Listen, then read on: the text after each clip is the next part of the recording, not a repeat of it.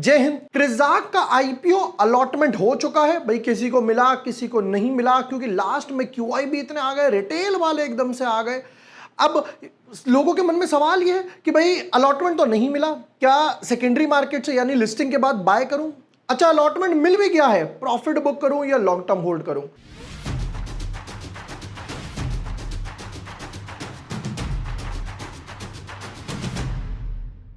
Hi everyone, my name is Jubor Washne, I am a SEBI registered research analyst. आज के video में देखने वाले हैं, ये वीडियो इनफैक्ट इंपॉर्टेंट किसके लिए होने वाली है? जिसको क्रिजाक का आईपीओ मिला भी है और जिसको नहीं भी मिला। जिसको मिला है उसके लिए देखेंगे कि भाई शॉर्ट टर्म रखना है, लॉन्ग टर्म वगैरह रखना है, और जिसको नहीं मिला है उसके लिए क्या एडवाइस है, क्या मार्केट से बाय करा जाए या नहीं करा जाए। 5 मिनट की वीडियो में क्विकली देख लेते हैं कि लिस्टिंग पर क्या करना है। But yes, before moving ahead, अगर अभी तक आपने चैनल सब्सक्राइब नहीं किया है या पहली बार वीडियो देख रहे हो तो ट्रैवल फूड आईपीओ अभी भी ओपन है। फिर उसके बाद ये लॉजिस्टिक स्टॉक था, स्मार्ट कोवर्किंग आईपीओ एनालिसिस डाल दिए हैं, ये आईपीओ ओपन होने वाला है। भाई क्रिजाक की बात करते पहले तो आईपीओ टेबल की तरफ नजर मारते हैं तो यहां पर हमारे एनालिसिस बिल्कुल ठीक बैठे थे। एचडीबी में ठीक बैठा, संभव में ठीक बैठा, एलन बेयर में हमारा ठीक नहीं बैठा, ग्लोब में ठीक बैठा। फिर उसके बाद अब बारी है क्रिजाक की जो लिस्ट होने वाला है। फिर ट्रैवल फूड, स्मार्ट कोवर्किंग और one of the most awaited NSDL, और प्रोबेबली इसके बाद एनएससी भी आ जाए। क्रिजाक की बात करूं भाई, देखो मैं तो मल्टीपल लॉट से लगाता हूं, मल्टीपल डीमैट अकाउंट से लगाता हूं, जैसा मैं हर बार बताता हूं भाई। जो मैं करता हूं वही मैं यहां पर बताता हूं, ये नहीं होना चाहिए कि मैं कर कुछ रहा हूं बता कुछ रहा हूं। यहां पर मैंने देखो मल्टीपल अकाउंट से लगाया था, मेरे को एक लॉट मिल गया, राइट। अब आते हैं वापस क्रिजाक के ऊपर। B2B बिजनेस है, एडुकेशन और इन सब के लिए वीजा वगैरह ये सब दिलवाती है, बाकी सारी कंट्रीज वगैरह में। ये एक अच्छी बात थी, क्विकली समराइज कर रहा हूं 1-2 मिनट के अंदर। अब अच्छी बात यह थी, अभी तक प्रमोटर के पास था 100 और अब हो जाएगा 80 के आसपास।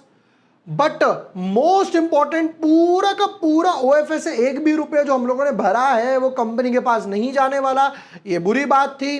फिर उसके बाद नीचे फाइनेंशियल्स की तरफ एक बार नजर मारते हैं जरा फटाफट से। फाइनेंशियल्स की बात करूं, फाइनेंशियल्स पे एसेट्स बढ़ रहे हैं, फिर उसके बाद रेवेन्यू भी बढ़ रहा है, इनफैक्ट प्रॉफिट भी बढ़ रहा है, बोरोइंग्स नहीं है, डेट फ्री कंपनी है। दूसरी तरफ रिटर्न ऑन इक्विटी अच्छा है, पैट मार्जिन अच्छा है, प्राइस टू बुक थोड़ा सा हाई है। पी रेशियो की बात करें तो 28 के आसपास लेकर आ रहे हैं। अब पैसा तो कंपनी के पास जाएगा नहीं।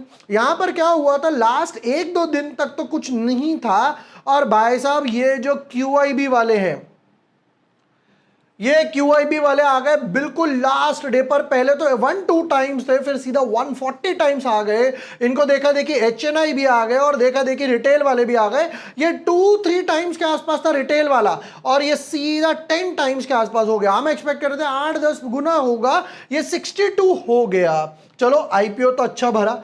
अब बात कर लेते भैया लॉन्ग टर्म वालों की और शॉर्ट टर्म वालों की, और जिसको मिला है जिसको नहीं मिला। अलॉटेड, नॉट अलॉटेड, ठीक है। नंबर 1, पहले तो अलॉटेड की बात करते हैं। एक हो गए शॉर्ट टर्म वाले, एक हो गए लॉन्ग टर्म वाले। अगर आप शॉर्ट टर्म वाले हो तो भैया लिस्टिंग गेन पर बुक करो, जिस पे मैं एक्सपेक्ट कर रहा हूं 10 से 20% के आसपास गेन्स।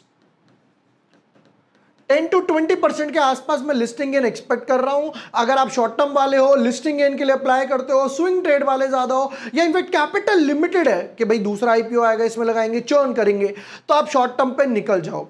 अगर आप लॉन्ग टर्म वाले हो तो इसको बिंदास होल्ड करो। नंबर 1, एसेट्स ग्रो कर रहे हैं, रेवेन्यू ग्रो कर रहा है, most important debt free company है, और उससे भी इंपॉर्टेंट पीयर कंपैरिजन में ना के बराबर है, कुछ हाल फिलहाल है ही नहीं पीयर कंपैरिजन में।